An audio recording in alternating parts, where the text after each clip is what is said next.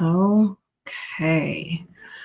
So the first thing that I always point out to everyone is that it says the 26-27 application cycle. Some of the kids were smart enough to figure it out, that they are referring to it by the year that it will apply to. Yep. But I always have to put a reminder for myself of like which year I updated it. So that's on the bottom. Okay. And then we've got a little bit of basics and an overview. And so Go CPS is the platform that lets families apply to every CPS managed school. And it's all on one site with one deadline, one application, which is a huge advantage over what the system used to be, which was separate mailed in applications with potentially different deadlines and then sitting and waiting for results to come through the mail. So it's much more streamlined. I think another thing to note is that it does include all of the elementary and pre-K programs that are options for families that aren't neighborhood programs. And so, like, especially if you're going in to look at, like, to search on the Go CPS website or in your EnrollWise account, if you open up the map of schools, there are a billion pins. That's because it includes elementary. So there are filters to get to just high school. And for this year, the application is supposed to open on September 23rd at 10 a.m. And it is supposed to close November 14th at 5 p.m. Last year, they did move the deadline twice, but it was the first year that they were using this EnrollWise platform. So I think that they were just making sure there was enough time for everyone to figure the system out and get applications in. So, you know, we're going to act like that's the true deadline, but you never know. Applying early does not give you a better chance of getting an offer. The advantage is if you are applying to a performing arts program, you will have to sign up for an audition, and submitting your application early lets you access the sign up for the auditions. Submitting your application isn't final, so you can submit the application and just list those performing arts programs so that you can get to the RSVPs and choose from an abundance of options, and then go back and change it around, add other stuff later. And then the process is divided into 3 phases. The explore phase, I say as always, we've been doing that already. The application process is fall, and then selection happens in early spring. And the reason that it is so much farther after the deadline is because of all of those auditions and the portfolio reviews. Those are, you know, regular staff doing it, and so they're doing evenings and weekends, and they need time to complete all of that stuff, score it, and enter it. So it is a long wait, but that's why. So when we're talking about applying to programs, well, when we're talking about applying, I'm going to be saying programs a lot. And because schools can have more than one program. We're going to talk about program types. The first one is a neighborhood school. Students are guaranteed a seat in the general education program of their neighborhood school, and they do not have to apply. It's what's called, in the EnrollWise system, a guaranteed offer. And it's going to have its own category, like its own little spot in the application. Even if you don't go in and submit it, you are still going to receive an offer because it's a guaranteed offer. I do encourage families to. I think for that, that's. I think for us as Lakeview, then we live on Belmont and Broadway, like it's literally the corner of Belmont. Mm-hmm. Okay. Yep. Okay. I do encourage families to include it on the application if you are interested, but it honestly doesn't make a difference. And to be a little selfish, it makes it easier on my end when I'm checking to see who has and hasn't submitted. I can't easily filter out the guaranteed offers not being submitted. So like kids will still pop up as like having pending applications, even though it's just the guaranteed offer. So, but I can deal with it. But selfish plug, just submit it. So you're saying it helps to put Lakeview on it, or no? For me, it does. Yes. Okay. On your end, it makes no difference. Okay. Yeah. But like, how many do they get to pick? Or I'm assuming I'll get there. Going on. Okay. Yep. You're like my 7th grade class. The second 7th grade class yesterday. They had so many questions. I love how and you're like people. I shall get there. I have a slide for that. I'll get there. That's good. That's good. Yeah. Outside of neighborhood programs, CPS divides everything into these two umbrellas. I always start by explaining selective enrollment because it's just one type of program. There are 11 selective enrollment schools. They're all listed on screen. And then everything else falls under that choice umbrella. I've started explaining every time I talk about this that selective enrollment schools, truly the only difference is that they only offer honors level classes and higher. They do not offer any regular level classes. So if you go to a selective enrollment school, you're automatically taking all honors classes and then AP if you qualify and are interested. But you can have that no idea. Yeah, you can have that exact same experience at Lakeview. If you're, if your grades are good enough, they'll let you go into all honors. But let's say I'm a student who I don't like math. I'm not great at math, and I'm intimidated by having honors level math for 3 years in high school or more. At Lakeview, I could opt to say I'm going to take regular math, but I'm going to do everything else honors. And Lakeview does offer AP. So at the end of the day, you could graduate from Lakeview and from Lane having had the same number of honors and AP classes. It's just that at selective enrollment, you don't really get a choice. So then a kid asks me, well, then like, what's the difference? Like, why would I go selective enrollment versus Lakeview? And I said, well, that's when it comes down to, last year I talked with students about fit. Does the school have what you want? Does it have the sports and the clubs and the facilities? So that's when that becomes a factor in. So then under the choice program category, I'll give like a real brief explanation. Already talked about neighborhood schools. Magnet schools will have some kind of specialty program, whether it's scholars like at Von Steuben or their science magnet program or any of the fine and performing arts at Lincoln Park. Those are considered magnet. CTE is career and technical education, and students will get 2 or 3 classes in a career or technical field that they wouldn't be able to get at another in another program. For instance, Alcott, they have a pre-engineering program. So students, I believe it's 2 CAD classes that they would get if you're in the pre-engineering program. But CTE runs the gamut from manufacturing to health science. There aren't tons of them around us though. And then service leadership schools, each one of them they were formerly referred to as military academies. They are not intended to steer students towards enlisting, but they do each have a military focus, and students do wear uniforms and they're structured. They provide lots of really cool leadership opportunities. And again, the same college prep education that they can get at other schools. International Baccalaureate diploma program is a program that's the same globally, whether it's in Germany or Ecuador. They are really interested in building students who are inquisitive, who are problem solvers, who have a global perspective. It's a really interdisciplinary and like hands-on approach. It is a rigorous program, and so students have to be organized and driven to succeed. Okay. But what's an example of one of those? Lincoln Park has an IB diploma program. Amundsen does. Sen who's the second one you just said? Amundsen. Oh, okay. And then Sen. It's a little confusing because some schools have become wall-to-wall IB, and there is a difference. There's an IB career program and an IB diploma program. And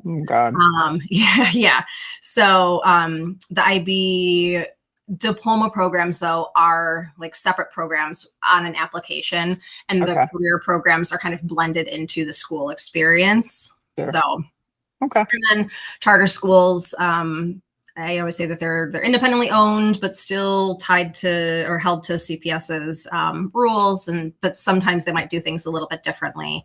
They have a little bit of leeway. I do want to highlight a special program, if you will, Grow Community. It is a partnership between 17 elementary schools and Amundsen and Lakeview. And what it does is it gives Nuttall Horse students a preference for admission to both of those to Amundsen's Gen Ed program and then to Lakeview. So if it isn't already your neighborhood school, you put it on your application, those students have their own queue with that are there. So they're chosen, that pool is chosen from first before they move on to the rest of the city. I always just have to clarify, it does have to go on the application. Because some people like, they start to think like, oh, well, it sounds kind of like neighborhood school. And you said neighborhood school is a guarantee no matter what. Yeah. But and you're like, no. Yeah, no. Like if Lakeview is your neighborhood school and you're interested in Amundsen's Gen Ed program, it has to go on the application. Still have to say, okay. But it is their Gen Ed program, but they at Amundsen are really great about monitoring students' academics. And if the students are doing well, inviting them to switch over to the IB program. They do have the option. I think they have to switch by the beginning of 11th grade. Otherwise, they can't catch up on the things that are required to earn that IB diploma. But it's a nice way if kids maybe aren't quite ready, they need that transition and like firm up their routines and habits. Okay. So then when you start to apply, the application is divided into 3 sections, one for choice, one for selective enrollment, and then that guaranteed offer. So under the choice program section, you can select up to 20 programs and you'll rank them from 1, your most favorite, down to your least favorite. And you can receive at most a single best offer in that category. You also then can what category? In the choice program category, because then the same thing is happening in selective enrollment. Sure. Okay, I get it. Okay. Yeah. Selective enrollment then has its own section on the application. You can choose up to 6 of the 11 selective enrollment programs. Those are going to get ranked from 1, your most favorite, down. And then you can at most get 1 single best offer from the selective enrollment programs that you've listed. Okay. Dang. And CPS does use a single best offer system now. So they want to match you with what your favorite is, which means that a student at Nettlehorst could receive up to 3 offers in the spring. They're automatically going to get that guaranteed offer from their neighborhood school. Maybe they will get an offer from one of the choice programs they listed, and maybe they'll also get a selective enrollment offer. And then it's up to them to choose between those 3. And it is a 3-week window that you have to choose. It's crazy. Okay. So is it the type of thing, because like I know that Desmond's doing these other, he's not doing the private school one, but he is doing the Catholic school one, I think. So like if he finds out the CPS one, does he have to say something before he knows the private or the Catholic school one? Or like do they play, do they play off each other? I don't. Some of them do. I know DePaul releases their offers earlier than CPS and requires a deposit before our offers or CPS offers come out. And that's a really tough one for families. Yeah. So, but I don't know for the other schools. Okay. So selection process for choice programs, they choose students either on a lottery system or a point system. And then there are some other priority preferences that can factor in. So some programs will have a sibling preference where if you have a sibling who will be attending that school while you're attending, you get your own queue and they'll pull from that queue before moving on to others. Staff, some schools, some programs have 2 spots available for kids of staff. Proximity, some programs do try to choose students who are within a 1-mile radius of the school. Overlay is like Jones has 2 CTE programs, pre-law and pre-engineering. And so since they don't have an attendance zone, they kind of fashioned a boundary that is like one of their priority areas. So if you are nearby, they can't call it a neighborhood, like an attendance zone. But if you live in there, you're the first priority. Attendance area, that would be like neighborhood school. Elementary preference is that grow community. Yeah. Continuing enrollment doesn't apply because we don't feed Okay. into a school. And then tier, I looked it up because I kept seeing it and not really like I've never seen tier come up for a choice program. There are 5 magnet high schools that use tier, and none of them are programs that our kids have applied to in my 8 years there. So okay. Yeah, for the magnet programs, at least for tier. Okay. So then for the point system, the points can come from, and I think I need to amend this and make a little like barrier there. If they're choosing based on points, they are coming likely from the academics, which would be the high school admissions test and the final 7th grade grades. Mm-hmm. If there is an admission screening that audition for drama or music or a portfolio review for art, the points come strictly from the admission screening. This geographical preference is and we have a clear example. Lincoln Park is a neighborhood school, but they have an IB program and they have their advanced college prep program, which used to be called honors, double honors. If you are a neighborhood student of Lincoln Park High School, you do have to apply for their IB or their advanced college prep, but you get a 50-point bonus. So that's what that geographical preference is. Okay. Or lottery, which is just completely random, like the lottery. Okay. And then selections for selective enrollment programs. It is a point system based on the 7th grade grades and the high school admissions test. And they also use a tier system. So there's tier 1 through 4. What they do is they place students in line in order based on most points down, and they fill 30% of their seats with the students with the highest scores just right off the bat. Okay. And then they fill the rest of their seats evenly with students from each of the 4 tiers, and those students that are only competing against each other for those seats. Right. Okay. As a way for there to be some equity in giving out those seats. Yeah. So another thing that I need to put on here is they do set aside about 14% of their seats for students with IEPs to match the proportion in the district. CPS hasn't put that on their slides, but I think that it's I think they need to be transparent, so I'll do it for them.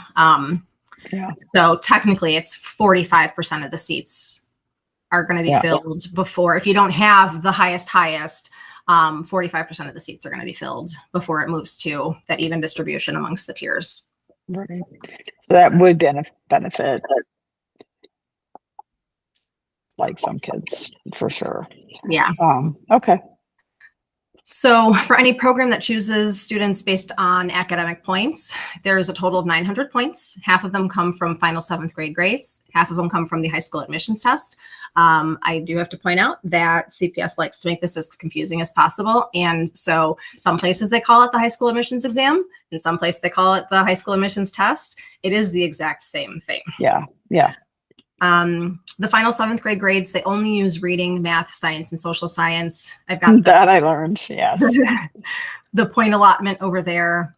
And I get this question a lot. So I dug it up and put it in the slide. The final grade is automatically calculated in Aspen as the average of the 4 quarter grades for a class. Okay, good. That uses percentages.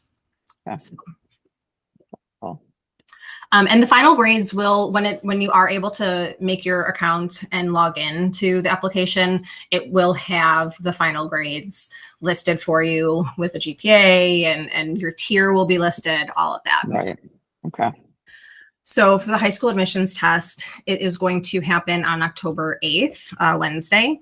And there is going to be a makeup day. Last year, they had 2 makeup days available for us. So I tell kids, like, really don't make yourself go if you're not well. Like if you're sick, but I also have to clarify that you cannot take it again if you once just because there's a makeup date. It technologically is impossible. You cannot log in if you've taken it before.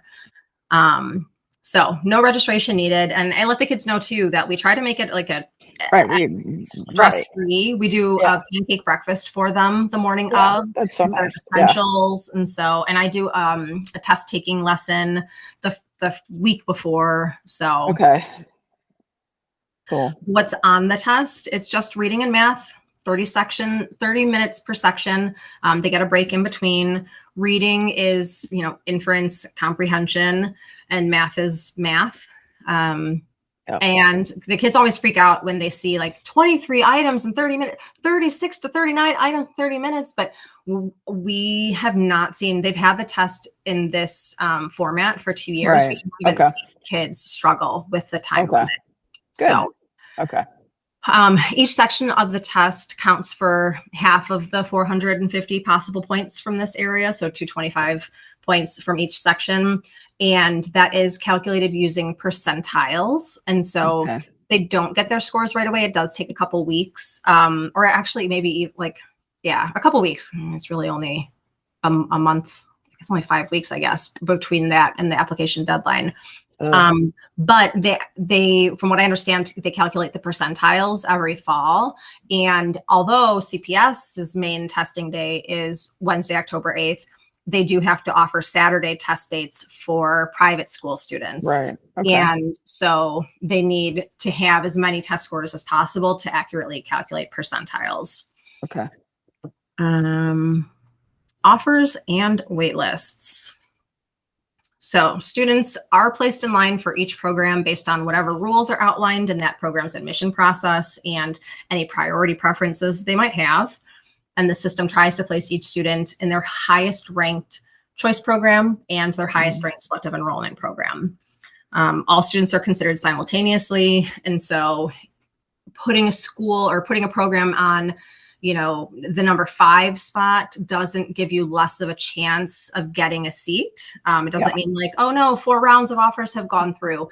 If you don't get your first, second, third, or fourth, you're qualified for that seat in that 5th, you're going to get the offer. So we have an example here with Barack, who applied to 3 programs. And so school A, they choose based on academic points. They do have a geographical preference, like point bonus. They have 6 seats available. They lined all the students up from, most points down. And Barack came in with the 7th highest amount of points. So he did not get an offer because they only had 6 seats available. And there were 6 people that scored higher than him. So he then does get put on the wait list. So he actually has a really good chance. He's waitlist number 1, and it only takes 1 student to decline that offer for him to be able to get a call. Okay. So then the system moves down to school B because he ranked that 2nd, and it is a lottery-based program. And Barack is lucky enough that his name gets picked. So that is his single best offer. The system does not even go down to his 3rd ranked program because it's thinking you ranked these in your order of preference. So why would I even try to give you number 3? You're happy with what you've got. So that's the way that the ranking is the most important. A lot of people get really, I guess, tied up in strategy. And they're like, well, how am I going to apply if I don't have my test scores? That part doesn't really matter. If you're intended to get a seat, you're going to get a seat no matter where it is, as long as you haven't gotten something higher. So, So then the offers, they will get posted in the Go CPS accounts in early spring. It's been March, the last couple of, like mid-March, the last couple of years. There is a 3-week window to accept and decline offers. And that is another thing, like with submitting the application, within that 3-week window of accept decline, you can change your choice back and forth. So let's say you accepted your choice program and then tomorrow you decide, no, wait, I think I want my selective enrollment program. You can keep going in and changing it. But you have to go in and accept, because if you don't and that 3-week window passes, that offer's gone forever. You mean when you get an offer, you have to accept it within the Okay.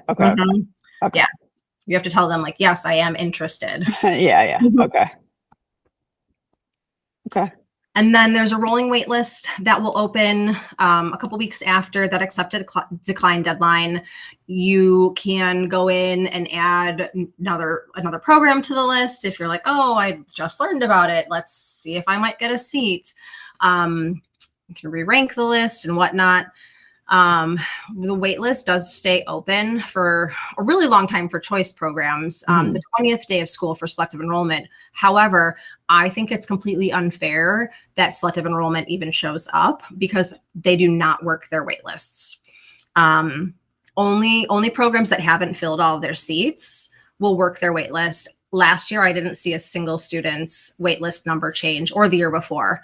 We've only been able to see waitlist numbers change for the last 2 years. I've never seen a student's waitlist number change for selective enrollment, and I've heard other counselors say the same. Okay, so, good to know. Principal discretion is something that exists for selective enrollment only. If a student applies for a selective enrollment school and doesn't get the offer they wanted, maybe they got their number 2 offer, but they really, really, really want another chance at their number 1, or maybe they got no offers for selective enrollment, they're eligible to apply again through principal discretion. And selective enrollment principals have the option to select up to 5% of their incoming class through this process. But they don't have to. They're under no obligation to give any seats out through it. That application does open in the Go CPS portal 1 or 2 weeks after initial offers are released. Unlike the rest of the application, which is completely computerized, this is more personalized. It's much more kind of like a college application. And students have to apply under 1 or more of 4 criteria, either unique skills or abilities, activities demonstrating social responsibility, extenuating circumstances, or demonstrated ability to overcome hardship. They then have to indicate which of those applies to them, and then write a personal statement that supports those criteria. They can upload up to 3 letters of recommendation and up to 4 pages of additional supporting files, copies of awards they've received, or a newspaper article about them. But again, this only applies to selective enrollment. We have had at least 2, maybe 3 students get offers through principal discretion in my 8 years there. Oh, wow. I also don't know fairly rare. Okay. Yeah. I also don't know how many actually go through with it. I know there are always kids who are talking about it and kids who start their stuff, but there's no way, well, until last year, actually, there wasn't a way for me to check who had actually submitted a principal discretion application. So who knows what the odds are there. Okay. So now I've got the Go CPS account creation information. These are slides from last year. Go CPS told counselors not to do family presentations until they gave us a green light, but the application opens in 2 weeks. So I don't think that there will be many changes to this stuff. But one of the more confusing things, and I'll send home a printout, is CPS preloads an account for every single family. So if you didn't make an account last year, and you're new to it this year, you would think you would click create a new account. You do not. You click log into existing account and then have to choose forgot your password, reset password. And then either have a link emailed to you or a code texted to you to reset your password. And it's basically you just kind of claiming that account and creating the password for the first time. But it's not intuitive. Okay. Yeah. Surprise, surprise. Yeah. This is old. I did not change the September 24th there, so ignore that part. But I just didn't. That's a duplicate. I made a nicer looking one. And then it will pop up with your Guardian account. It's going to preload whatever is in Aspen for you. So if you notice that the address is wrong, that's going to have to be changed on our end at school. Even if even if it does allow you to change the address, which I don't think it's editable, it refreshes every night and we'll just keep repopulating with what we have in Aspen. So anything that's wrong that you can't change, let us know, let Miss Jane know. As long as whatever information you put in there matches what we have in Aspen, it should automatically add your students. It should be able to find them and then add them to your Guardian dashboard. If when it comes time, now I'm refreshing my memory. This was last year was the first year with EnrollWise. If for some reason you need to add a student, I think you might need to do this step. My student is currently enrolled in a CPS school. Type in their CPS ID, yada yada, and it should be able to find them. With this application system, 2 guardians can have accounts, but only one can actually edit stuff. So that's the conversation to have, like if you're going to both making accounts, who wants to be the one who's actually adding stuff and changing, programs. And then it will go through a couple pages of student information that a lot of it will be pre-populated for you. Right. That's and good. just speed through it. I told students yesterday, like, you can probably submit your application in about 7 minutes. Okay. If you're not, if you have your list already. Right. That's what Justin was talking about, Des, about this list. Yeah. Mm-hmm. It is going to ask you a couple of questions like, are you a staff member at a school? Does your child have a sibling there? Is your child a triplet, a twin? And then it should just show you the profiles of your students. It'll say, look like Donald Duck and Mickey Mouse right there. And eventually it will show on that screen. I think right away it should show the grades and the tier, and eventually the high school admission test scores will show up there too. Okay. So the ranking thing is part of that or not yet? We're not there yet. Okay. Yep. Okay. These priorities are only if you said yes, you have you work there, or you have a sibling there, blah blah blah. All right. And then we don't need to add the sibling if she's not. Nope. Okay. All right. So then yours will look like Donald Duck's, because this is the high school one. And so this is where I'm saying you'll have 3 different kind of like applications. You've got your guaranteed offer, which again, you do not, that's the terrible straight line. You don't have to submit. And then choice program and selective enrollment are all there. Okay. And then to complete them, like if you've already submitted stuff, you want to see what's in, you've got the view all applications button here. Otherwise, you're just going to hit start on whichever one you want to work on. I don't even think last year the tier showed up like that, but okay. It'll have some information there for you to see about your kid. If you have any priorities, like those separate queues that you might fall into, it'll show here. I do believe that like the Grow community should show there. And then you probably won't have anything else because no siblings, no staff, no anything. But but that's what priorities means. So this is the guaranteed offer. Once they hit start, it showed them where they're guaranteed offers. So this student must already be attending Alcott Elementary. Because it says continuing enrollment. So that's why this student has 2 guaranteed offers. That's really rare, but their neighborhood school is Phillips. So that's a guaranteed offer, and they're attending Alcott Elementary. So they're guaranteed admission to the Alcott High School. You would see just Lakeview. Right. Okay. That makes sense. And there's no ranking that one because those are guarantees. So you review, submit, and then it sprinkles confetti. Woohoo! And and then the status will change when you're back on the dashboard page to say submitted. And then similar start for choice and selective enrollment. You click that start button, and then there's going to be a giant button that says browse and add programs. Okay.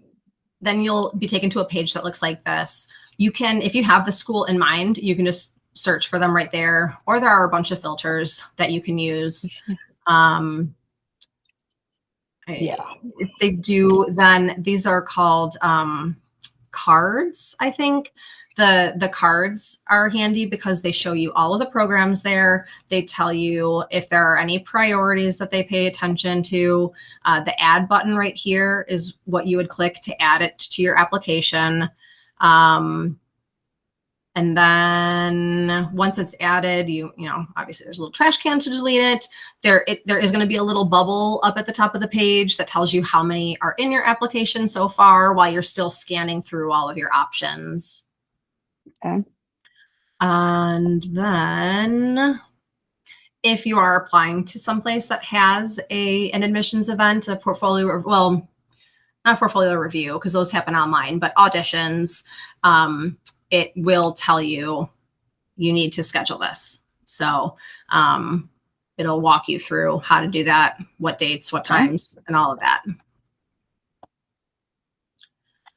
And that's what it'll look like once you have RSVP'd, you've registered. They have a nice little handy add to calendar. And once you've added everything and you hit that continue button, you'll get to this screen where you rank. So it has everything listed. I don't know how they decide on the order. And then you use these little caret buttons to up, down, down, down, and get them into the order you prefer. And this is, you can also delete them if you decide later, no, just kidding. I don't want to apply to Jones Pre-Engineering because they only have 55 seats available and they choose from the people in their neighborhood or their area first, you know. So for something like that, and this is me not knowing anything about these schools yet, like could somebody pick Jones first and it's not pre-engineering, it's something else? This part right here is under the choice program application. Okay. So Jones does have 2 choice programs, pre-engineering and pre-law. You'd know them if you were interested in that. Yeah. Oh, and you have to pick one of those. Okay. You can put both. Okay. Yeah. But the thing that a lot of people don't know is that just for Jones, for both of those programs, they're one of the programs that has an overlay preference. And so they come first from around the neighborhood. And they only have 55 seats for the whole program each year. So it's slim to none.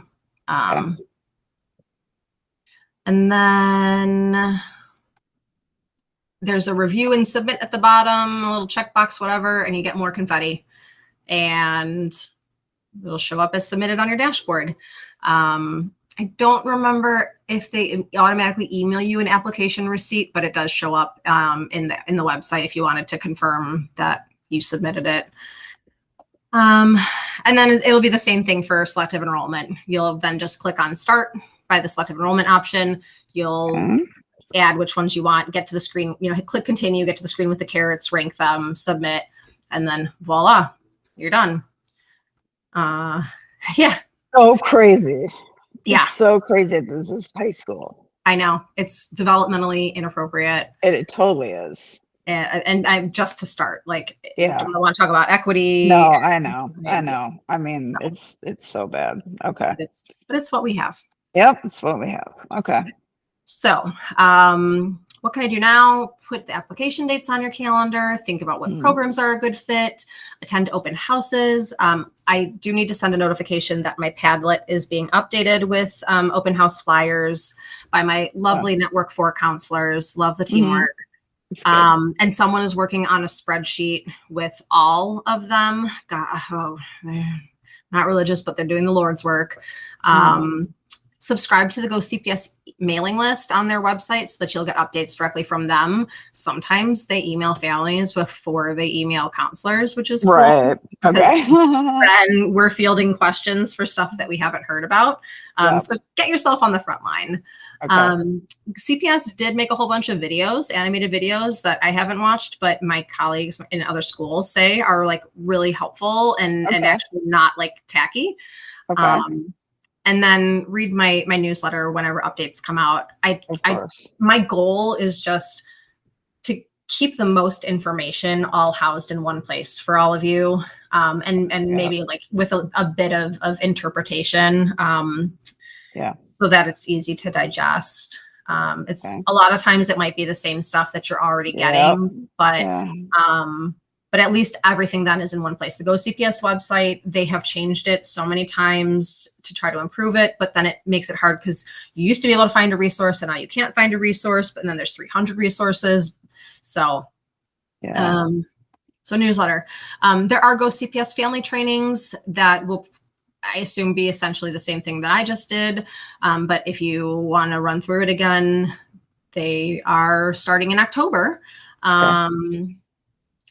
And then for resources, I have my Google site. Again, it's like a curated batch of resources. It's the stuff that I find myself using the most often. I hear families and students asking for most often, like the cutoff scores. The scoring rubrics are there, but I also have a Go CPS point calculator in there, which I can't remember if they used last year or if they will use this year. Which will do the math for you, because otherwise the scoring rubric, you have to do the like, I have to find on my chart my percentile and convert it to points and then add that. So the Go CPS point calculator, you can just type in some stuff and it'll calculate for you. Other resources, the Go CPS website does have the school searches. The Enrollwise website, you can search too, even without an account, and see those like school cards with their information. They also link on those school cards, or even here on the Go CPS website, they link to the school's profile page. And you can see there how many students attend the school, how many students applied to each program last year, and how many offers were given for each program last year. So there can be some helpful stuff there. Filters, high school bound, the kids have used at least in 7th grade, but I think also in 6th grade. And this is more of that like fit tool. They can search by sport, by club, by academic interest, and see which programs offer, or which high schools offer those things.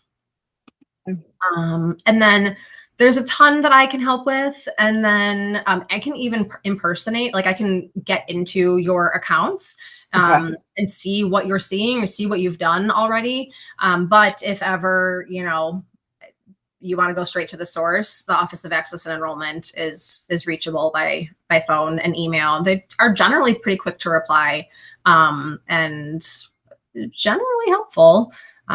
So their contact information is there as well. And this isn't my lesson, so there is no exit ticket.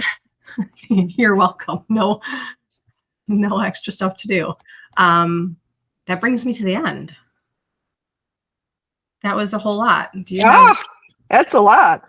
Yeah, I mean, I think that first off, we've been very, very lucky and fortunate that we have had a tutor for the test that has been coming for the past year.